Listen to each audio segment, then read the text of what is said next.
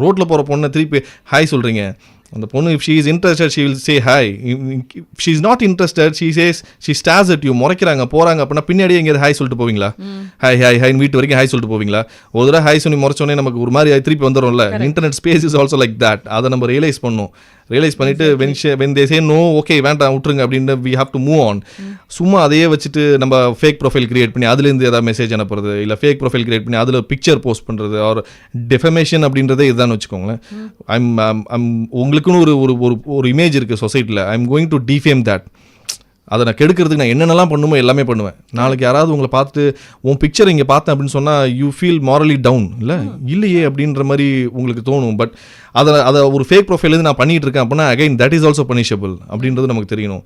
So we have so many laws, நிறைய laws இருக்குது, நிறைய செக்ஷன்ஸ் விச் இஸ் ஃபார் விமனுக்கு ஃபேவர் பண்ணுற மாதிரி நிறையா இருக்குது. அதெல்லாம் என்ன அப்படின்றது தெரியணும். ஃபஸ்ட்டு என்ன அட்டாக் இருக்குன்றது தெரியணும். அதுக்கப்புறம் இந்த மாதிரி அட்டாக்ஸ் எல்லாம் நடந்துச்சு அப்படின்னா என்ன பண்ணணுன்றது தெரியும்.